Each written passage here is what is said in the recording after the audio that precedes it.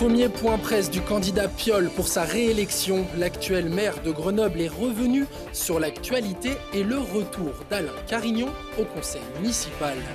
Un protocole inédit en France signé entre les diocèses de la région et la cour d'appel de Grenoble. Une initiative pour lutter contre les abus sexuels sur mineurs dans l'église. Puis en fin de journal, nous irons swinguer avec nos seniors pour un Danse avec les stars version 3e âge. Un casting s'impose. Bonsoir à tous et bienvenue dans cette édition du vendredi 22 novembre 2019 du JT de Télé Grenoble. Le tour de l'actualité du Grand Grenoble est en moins de 10 minutes. C'est toutes les heures à partir de 18h. Éric Piolle a tenu ce vendredi son premier point presse en tant que candidat à sa réélection. L'actuel maire de Grenoble, qui est entré dans la course pour obtenir un deuxième mandat, a choisi le thème des violences faites aux femmes. Et il est évidemment revenu sur le retour d'Alain Carignon au conseil municipal grâce à la démission de 2 élus femmes de droite. Les violences faites aux femmes, les féminicides, on le sait, sont toujours extrêmement nombreux, les violences faites aux femmes aussi, et le nombre d'agressions sur les LGBTQI sont également extrêmement nombreuses. Donc nous avons la capacité, à l'échelle d'un territoire, d'accueillir cette parole de personnes heurtées, brutalisées, et de travailler ensemble pour faire baisser le niveau de violence. Sur ce socle citoyen, l'ensemble des forces écologistes et de gauche qui sont rassemblées maintenant, et donc on peut dire qu'à Grenoble, la guerre des gauches, c'est fini. Et ça, je crois que c'est important de dire que le jeu, il va y avoir clairement un débat. D'abord une bataille contre la corruption et puis un débat contre l'ultralibéralisme de Macron. Je me suis exprimé déjà sur ces 18 ans de retour dans la vie politique qui sont déplorables pour l'éthique, déplorables pour la vie publique. Et puis je crois que Grenoble n'en veut pas et se battra contre cela. Voilà. Là, en plus, c'est vrai que le symbole est fort. Il fait démissionner 2 femmes pour rentrer dans le conseil municipal. C'est assez marquant, mais c'est une lutte qui est engagée contre la corruption. Le mardi 26 novembre, le collectif Grenoble en commun, emmené par le maire sortant, donne rendez-vous aux Grenoblois à la MJC Abbaye de midi à 14h pour évoquer le sujet des violences sexuelles. Depuis mars dernier, la région Auvergne-Rhône-Alpes est devenue actionnaire majoritaire d'Alpexpo. Souvenez-vous, ce vendredi, le président de la région, Laurent Wauquiez, a annoncé un projet de réhabilitation du site emblématique de l'agglomération grenobloise. Un projet à 40 millions d'euros qui comprendra, entre autres, un réaménagement total des espaces intérieurs, mais également du summum et des zones de parking. Laurent Wauquiez a également annoncé que les travaux qui devraient avoir lieu entre 2020 et 2021 ne provoqueraient pas une fermeture du site. Un site d'Alpexpo qui accueillera ce dimanche de 10h à 17h le salon régional Emmaüs. Sur plus de 2000 mètres carrés, l'association solidaire proposera des vêtements, du mobilier et des objets en tout genre.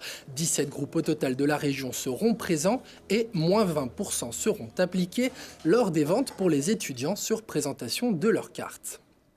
Cette semaine, c'est Philippe Langenieux-Villard, l'invité du Récap Info de Marie-Caroline Abrial, et le maire d'Alvar qui ne rempilera pas, a un avis sur la course au municipal à Grenoble et sur un candidat, Alain Carignon. Écoutez-le. Vous vous rendez compte que sans formation politique, avec un passé dont tout le monde parle à son détriment, il est parvenu en quelques mois à être le possible futur maire de Grenoble. Et qu'il est aujourd'hui, alors que le paysage politique contient tant d'hommes politiques, c'est Piolle ou Carignon. Je trouve ça extraordinaire. Ça prouve d'abord un attachement réel de cet homme à la ville, ça c'est une évidence. Ça prouve tout de même un bilan ancien, probablement oublié de beaucoup, mais qui est quand même réel. Et chacun se rappelle de la belle époque. C'est-à-dire au moment où Grenoble a accueilli le synchrotron, le musée de Grenoble, le magasin, enfin j'oublie beaucoup de choses. Mais il y a Après c'était un contexte économique particulier aussi, depuis mais les difficultés pour tout le monde. Oui, mais on ne peut pas dire à un moment, ça arrive et c'est pas grâce au maire, et puis après tout ce qui va mal c'est la faute du maire. Donc il faut reconnaître que tout ce qui a... Le tramway, le premier référendum d'initiative locale, enfin, donc il y avait des idées. Donc moi, je trouve ça assez admirable. Comme chaque semaine, l'entretien complet sera à retrouver ce samedi à 13h, dimanche à 17h ou en replay sur télégrenoble.net. Le procureur général de la Cour d'appel de Grenoble et les diocèses de Grenoble, Vienne, Valence et Gap ont apposé ce vendredi leur signature sur un protocole inédit en France, une procédure de collaboration en termes de signalement et de traitement des dénonciations d'infractions de nature sexuelle reçues par les évêques.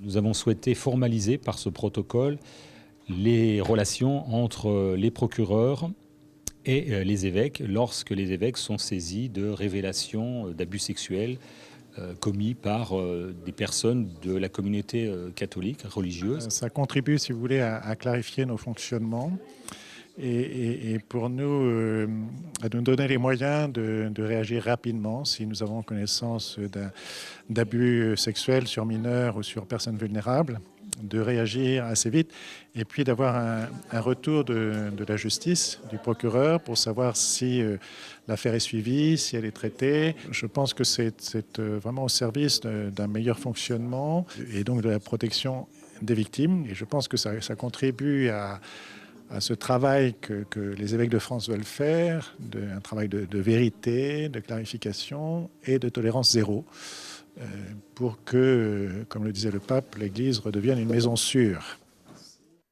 Le diocèse de Paris a déjà, pour sa part, signé un protocole de la sorte, mais pas en lien direct avec un parquet. Celui-ci concernera au total près de 300 prêtres sur ces différents diocèses. Afin de mieux connaître ses usagers, le syndicat mixte des transports en commun, en partenariat avec le réseau Semitag, mais surtout la start-up Flowly, récolte depuis ce mois-ci dans les tramways des lignes A et C des données telles que la station à laquelle vous montez ou encore à laquelle vous descendez, et tout ça grâce à un tracker qui se trouve dans votre poche, oui, dans votre poche, votre smartphone ou tablette.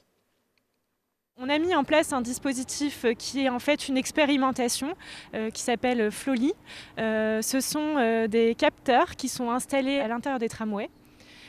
Ces capteurs en fait détectent les signaux passifs des smartphones des clients et des usagers qui sont présents à l'intérieur des trams. Ces données vont nous permettre de reconstituer de manière anonyme les parcours complets de nos clients et de nos usagers. En fait, aujourd'hui, il existe déjà des dispositifs d'enquête qui nous permettent de mieux connaître les déplacements quotidiens des usagers, mais il y a parfois des trous dans la raquette. En effet, on connaît les montées, mais pas les points de descente de nos clients. On ne connaît pas également les temps d'attente ou les correspondances que font nos clients. Flowly va nous permettre de reconstituer et d'avoir des données complémentaires sur cette thématique. Aujourd'hui, on détecte uniquement une quantité de smartphones. Nous n'arrivons pas et nous ne pourrons pas accéder aux données personnelles comme le nom ou le numéro de téléphone de nos clients. L'objectif est bien d'avoir une idée des flux sur ces lignes. L'expérimentation a pour objectif principal de collecter les données des voyageurs de nuit pour mesurer l'utilité ou non des nouveaux horaires prolongés en soirée. Il est également possible pour les usagers non désireux de voir leurs données collectées de désactiver le dispositif en remplissant un formulaire disponible à l'adresse qui s'affiche sur votre écran. Les 5, 6 et 7 décembre prochains se tiendront, comme chaque année au Palais des Sports, l'été dansant organisé par la ville de Grenoble. Pour cette édition, un spectacle sera proposé sur scène avec comme premier rôle nos seniors. Alors, voulez-vous danser grand-mère, voulez-vous danser grand-père? Élément de réponse avec Lina Badreddine.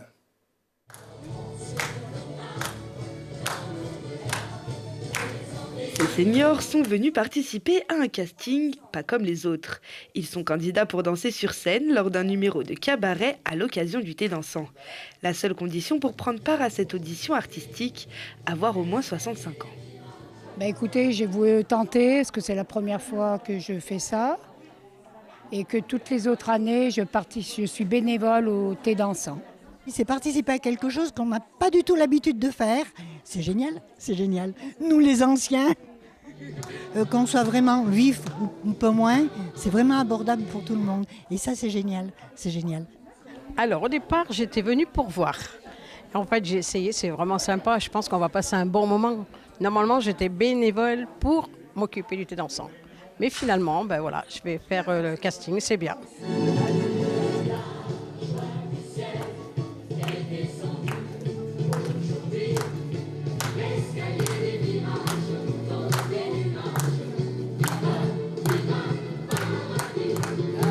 pense qu'on veut faire quelque chose de fabuleux parce que déjà, ils n'ont pas l'habitude. La prestance, elle y est.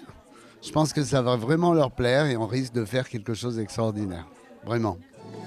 Et puisque les 20 participants sont tous bourrés de talent, le jury n'a pas su les départager et tout le monde montera sur scène durant les 3 jours du thé dansant. Un spectacle qui donne le sourire, mais qui, une année encore, dommage pour moi, est réservé aux 65 ans et plus. Merci de nous avoir suivis. Prochain rendez-vous avec l'actualité dans 1 heure et en replay sur télégrenoble.net. Belle fin de semaine et bonne soirée à tous.